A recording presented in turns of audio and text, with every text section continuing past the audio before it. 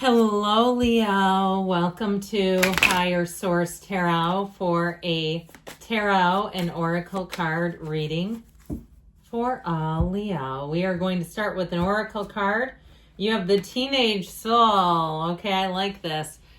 Exercising free will in life. The lessons are exploring, expressing liberty. The traits are ego, ambitious, innovative. So it's time to break the mold with this one. Young and wild and free. And if you're not young, you may be young at heart. This is one of those times, though, where you might surprise yourself, where you take a few more risks, where you're a bit more bold in the moves that you make because you're being driven forward. And it could be a teenage soul that you're attracting, too. And I'll tell you what, that kind of energy can be very alluring. There's an excitement about it.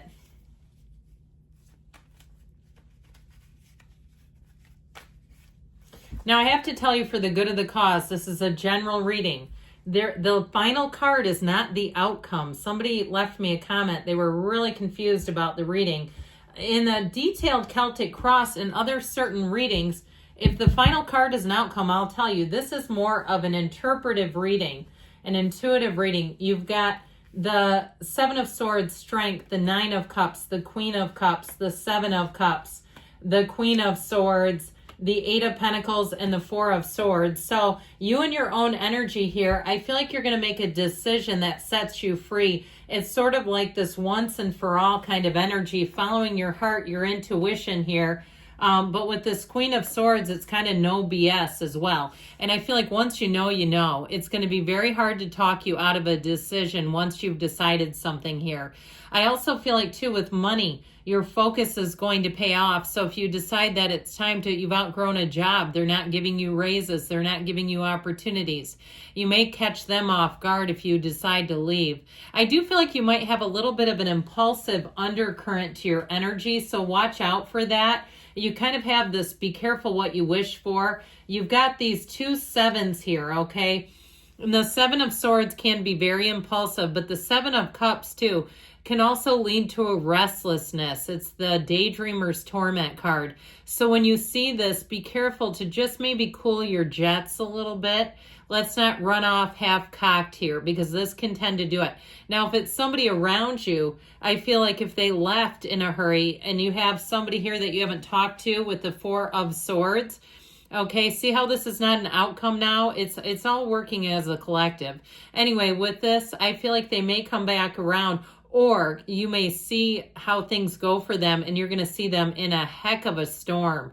I feel like they are going to have a tumultuous phase ahead of them, and it's not short term. Okay, you're going to watch them lose jobs, lose relationships, have trouble and struggle with this if you have not talked to them and they made a move on you that wasn't very nice, okay, with that Seven of Swords, because once they did that, their body knows they did that. It is affecting their entire life map. And when people do that, you know what you do? You let the universe handle them. You focus on being happy. You focus on happy, joyous, free. Let them go. Let them sail on, and you won't miss them. So enough about that Seven of Swords, but it is a card too, especially with the yellow in the background, that tells us with the proper precautions, it does nothing to you. So I just heard sleight of hand. It's like there's something about that where someone slighted you. Now, with the energy of strength, you're going to be bold. Like I said, you have charisma for days too. So notice that people will bend over backwards for you. If you need something, if you call customer service, they'll say, hey, you know what? Let me throw in a discount for your inconvenience.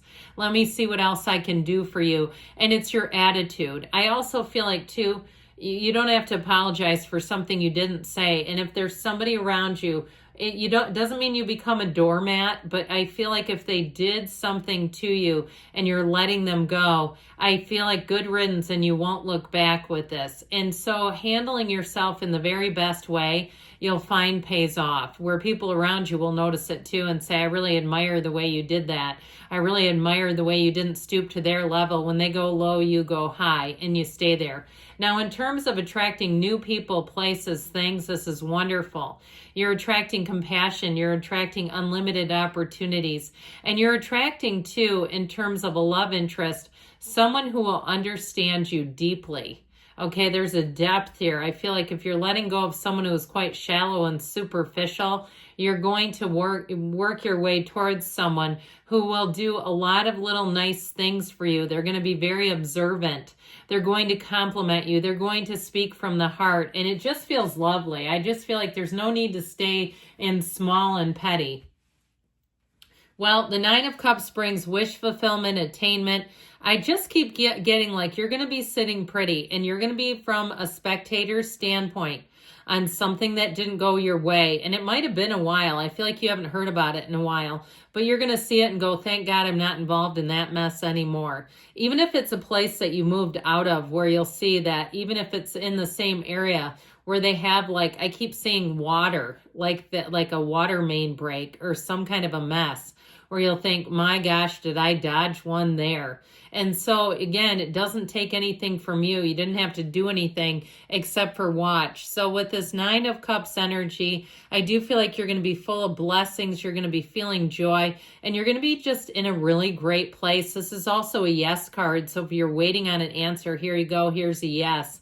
I feel like too, if you're owed money, you're going to finally get that check in the mail. If it's been a bit of a what seems like taking a little too long, I feel like your emails, your follow-up, your persistence will pay off. So this Queen of Cups, you can't give away what you don't have. And I feel like with these two together, you've definitely learned a lesson here. Some of this has to do with protecting your interests, your best interests, but also your energy. That Queen of Cups can do and do and do for others and not put herself on the list.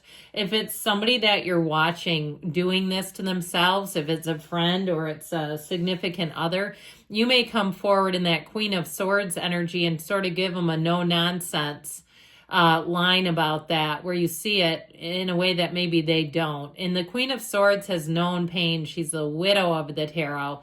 And so sometimes she can be very helpful with the Queen of Cups. I feel like if you have somebody around you who is a bit of a doormat, it may also be your strength, your courage, your strength under fire that helps them. Well, the Seven of Cups, there may be something unseen, hidden aspects. This can be such a maddening energy because it's very indecisive. And if there's been, like I said, a holdup, I do feel like it finally moves forward. If there's somebody too that you've tried to work things out with and they keep bringing up the past, it seems like the conversation's okay, and then a few minutes into it, it's turned. I just feel like you're going to be done with them. The Seven of Cups will help you see their true colors. So again, I feel like somebody here, their true colors may come out, and it could be a teenage soul. If there's somebody who hasn't been very mature or honest, it may be coming out through that teenage soul card. But I do feel like also you can embody that as well, where you may, like I said, finally decide enough is enough, where you'll take a firm stand and you just won't continue in this. So the Queen of Swords, like I said, this is what's done is done. She's not afraid to cut people loose. And so it's also with a bit of a reasonable or intellectual approach. And so you see how she sits so upright. She commands a presence. This is a great card for communication. So if there has been some ongoing problems with communication, I do feel like you're going to move forward and it's going to be finally like good, a good riddance, but you're on to something new. You've learned the lessons and you're just not here to mess around. And so this Queen of Swords gives a bit of a dose of frankness, honesty, and communication. Very clear cut, though. So there's nothing confusing. And oftentimes what I said with what's done is done. Once you make a decision, you just don't turn back. I mean, there's nothing about it that will appeal to you. The Eight of Pentacles, too, shows you moving on, making deeper connections with people, and also, too, forging a path if it's work or money related that's long-term success. It's rhythm and vibration. So if something's been out of rhythm in your life, I feel like you're going to get in sync, and that's when you'll look at the other and say, no wonder that wasn't working. We just weren't synced up. And so I definitely feel like if things have been just a little bit off in your world, they're going to get back into a better place, where this is easy. It's very methodical too. And so it doesn't require a lot of thinking. It's kind of like the doing, the action. And you notice that pentacle is just waiting. It's like it's just waiting for him in the wings. So like I said with this, he doesn't even really have to pay that much attention because he knows what's coming.